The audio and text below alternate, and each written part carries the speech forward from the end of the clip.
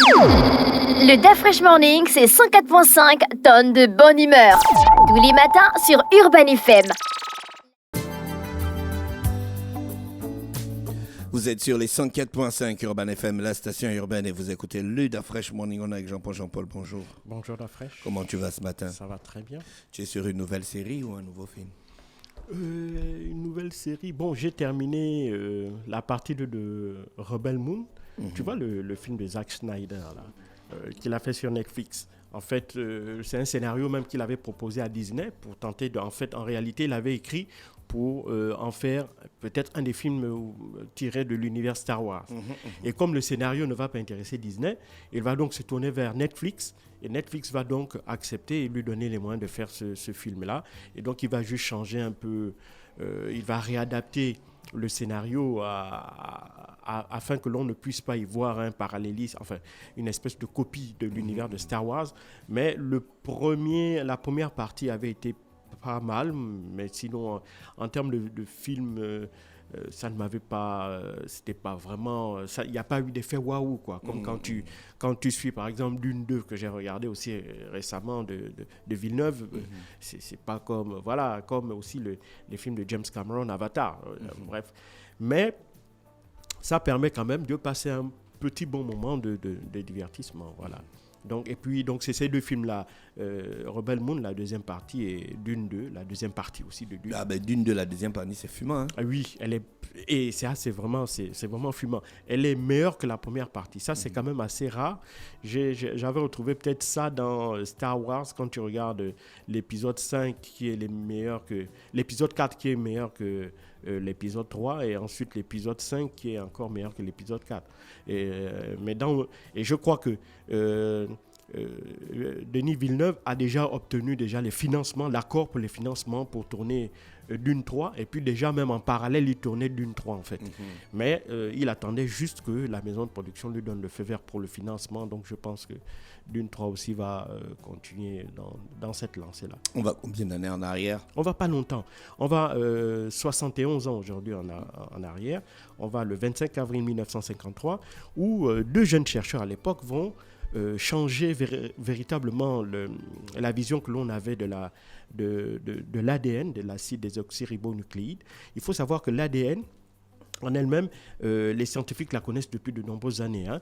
Mais si tu veux, jusqu'en 1953, c'était un domaine qui n'était pas particulièrement inspirant ou pas particulièrement intéressant pour les chercheurs.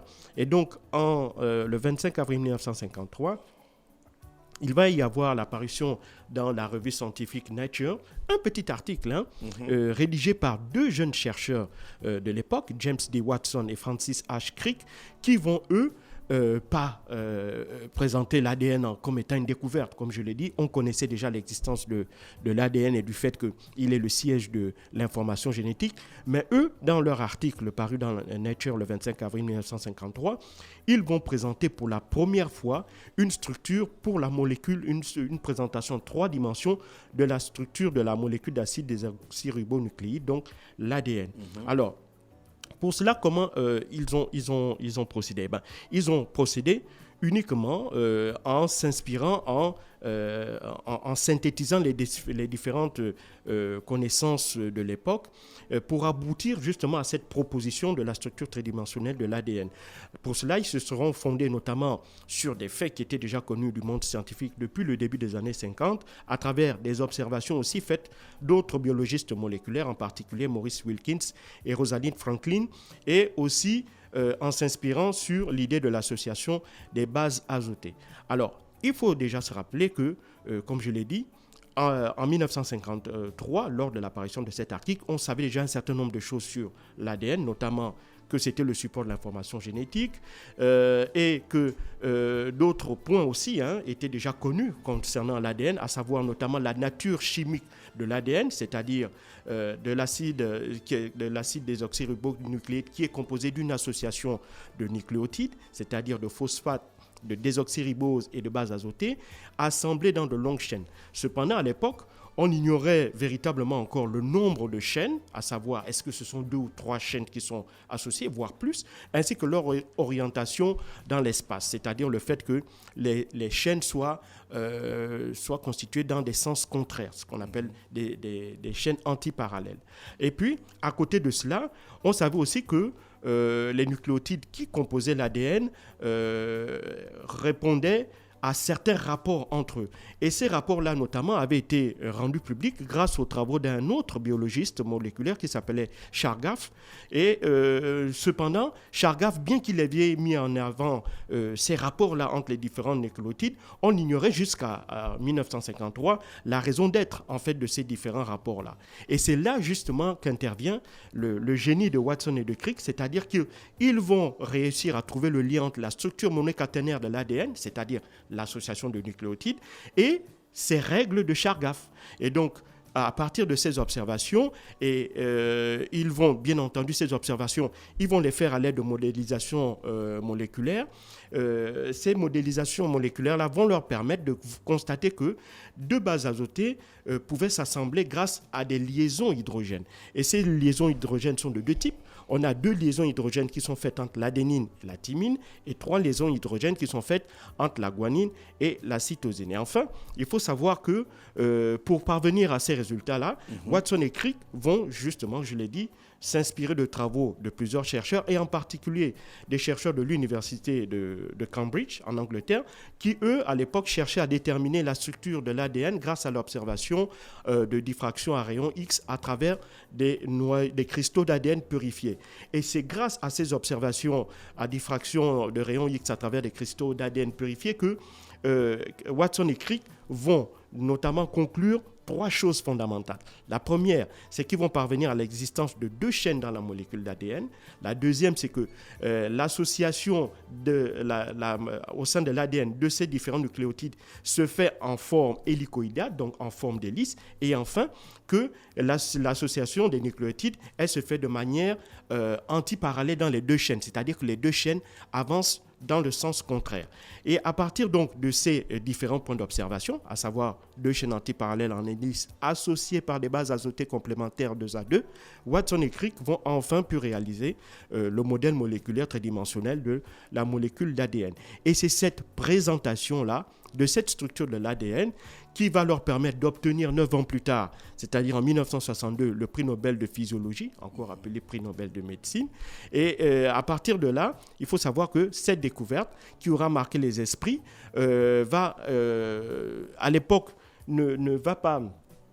C'est-à-dire qu'en 1953, quand ils font cette publication, au début, on ne ressent pas un véritable intérêt pour cela. Mais par la suite, on ne ressent pas l'intérêt parce que la plupart des chercheurs ne comprenaient pas véritablement le sens de ces recherches-là, parce qu'elles sont très techniques.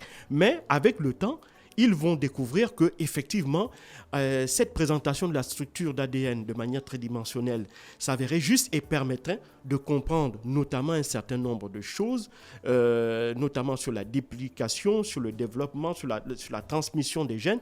Donc tous ces aspects-là vont, d'un point de vue de la biologie moléculaire, vont être enfin compréhensible pour la plupart des scientifiques, et c'est la raison pour laquelle ce n'est que 9 ans plus tard qu'ils vont obtenir leur prix Nobel de médecine. Ça, c'est la première chose. La deuxième chose aussi, qui est tout à fait remarquable, c'est que à l'époque, en 1953, ces 2 chercheurs-là étaient très jeunes. Hein. Watson, il n'avait que 25 ans. Crick et Wilkins, donc l'autre chercheur de l'université de Cambridge, à partir desquels dont ils se sont inspirés les travaux, eux étaient âgés de 37 ans. Et même en 2003, 50 ans plus tard, ces derniers vivaient encore, puisque Crick, à l'époque, continuait de publier des résultats de recherche, et Watson dirigeait à l'époque le Cold Spring Harbor Laboratory aux États-Unis. Alors bon, aujourd'hui, ils ne sont plus, ils sont décédés, mais leur découverte reste encore fondamentale dans la compréhension de l'ADN. Et aujourd'hui, grâce à cette découverte-là, grâce à la compréhension de la présentation structurelle de l'ADN, on a pu, grâce à la recherche, trouver des thérapies contre certaines maladies génétiques. On a pu mieux comprendre le décodage du génome, et notamment du génome humain. Et ça a permis énormément de faire progresser la médecine, aussi bien dans le plan de la recherche fondamentale, pour mieux comprendre encore comment est-ce que fonctionnait l'ADN et surtout les anomalies qui pouvaient la toucher, avec les incidences que cela pouvait avoir sur la santé, avec les liens avec certaines maladies génétiques. Et puis la deuxième chose, ça va aussi faire évoluer la médecine en matière de thérapeutique, parce que ça va permettre aussi d'en savoir un peu plus dans la manière, dans comment est-ce qu'on peut soigner certaines maladies génétiques. Et aujourd'hui encore, ces recherches continuent à être le socle même de ce qu'on appelle la biologie moléculaire, ou le socle de la médecine génétique. Merci Jean-Paul qui revenait donc sur l'histoire de l'ADN ce matin. C'est le même ADN qu'on dit on fait les tests d'ADN. Oui. Okay. C'est le même ADN.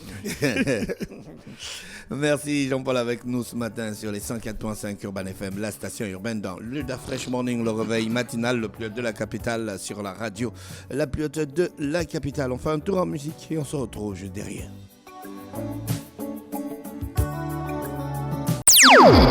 Le Da Fresh Morning, c'est 104.5 tonnes de bonne humeur. Tous les matins sur Urban FM.